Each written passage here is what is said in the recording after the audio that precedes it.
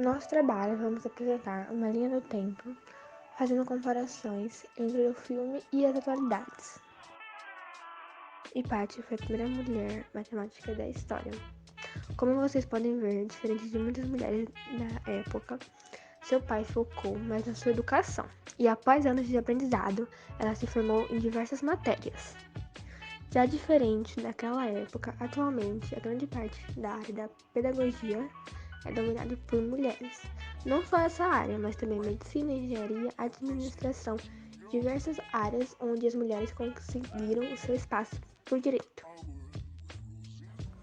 Mais pra frente temos a escravidão da Roma Antiga, onde o processo era cruel e mesmo após as pessoas deixarem de ser escravos, elas não tinham o privilégio de um cidadão romano.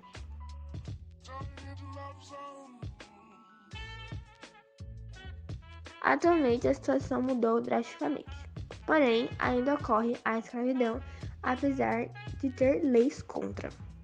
Mesmo assim, ainda há pessoas que vivem nessas condições, e não é porque elas querem, pois muitas trabalham horas e horas em situações precárias por coisas básicas, como alimentos, roupas e até moradias.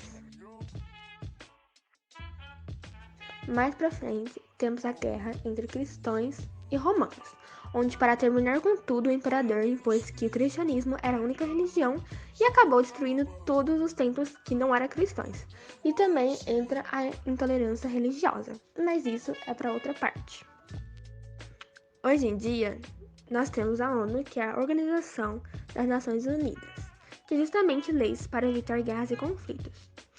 Mas, infelizmente, ainda temos algumas guerras.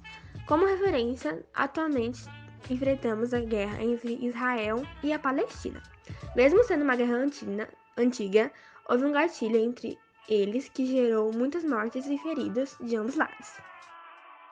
Durante essa revolução na Roma, em que o período muda para o cristianismo, abolindo a adoração a outros deuses, os cristãos queimam a biblioteca, pois afirmavam que Deus continha todas as respostas necessárias.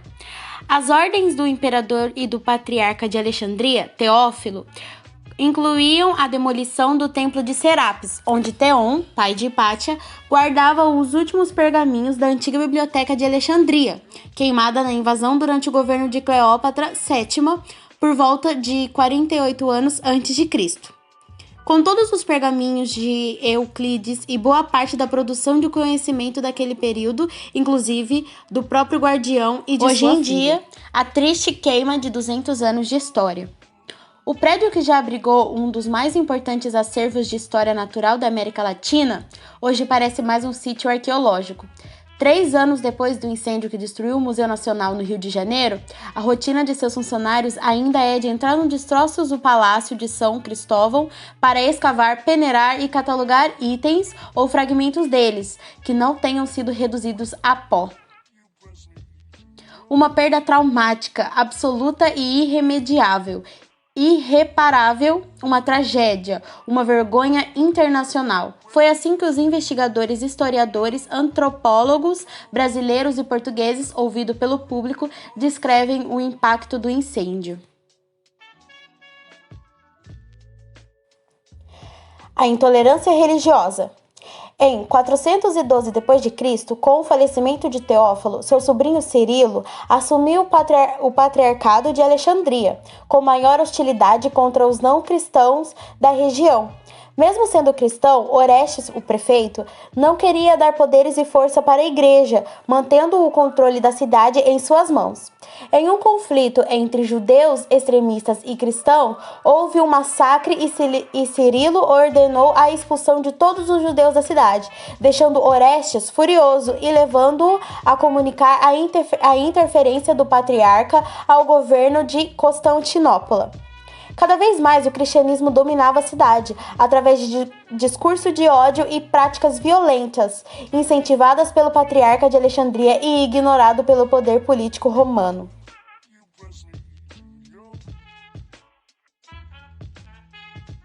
Atualmente, A religião é uma das maiores marcas de cultura nacional. Sendo assim, a intolerância religiosa é utilizada muitas vezes para atacar uma nação.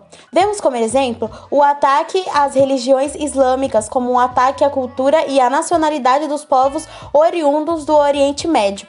Apesar de ser crime, há muito preconceito ainda, como por exemplo o preconceito contra muçulmanos oriundos de países árabes que sofrem com conflitos que acontecem no mundo ocidental, em especial na Europa e nos Estados Unidos. Uma das facetas do ataque a esses povos pode se dar pelo ataque à religião. A morte cruel e violenta de Hipátia. Orestes tinha um grande poder e influência e foi um ex-aluno de Hipátia, e historiadores confirmam uma certa paixão de Orestes pela mesma. Sendo assim, Hipátia tinha liberdade e intimidade com Orestes para participar e se intrometer em reuniões na qual era considerada pelos homens inapropriada para as mulheres. E pelo conflito que estava acontecendo, Orestes foi questionado sobre Hipátia e sua religiosidade, na qual ela dizia que não acreditava em nenhum deus, mas e que só acreditava na filosofia. Então Orestes foi tentar convencê-la de desistir de suas pesquisas e se declarar cristã, mas Hipátia ficou firme em sua decisão e crente em seu trabalho. Assim Cirilo percebeu a grande influência de Hipátia sobre Orestes e convenceu a todos na cidade de que ela era uma bruxa, e assim todos os cristãos da cidade se reuniram e a arrancaram de dentro do templo, arrancaram suas roupas e apedrejaram-a, e a arrastaram pela cidade como símbolo de exemplo, depois queimaram o seu corpo em uma fogueira. A violência contra as mulheres atualmente. No Brasil, o cenário que mais preocupa é o do feminicídio, cometido por parceiro íntimo em contexto de violência doméstica e familiar, e que geralmente é prescindido por outras formas de violência e, portanto, poderia ser evitado. Mas, com uma taxa de 4,8 assassinatos em 100 mil mulheres, o Brasil está entre o país com maior índice de homicídios femininos e ocupa a 5ª posição em um ranking de 83 nações.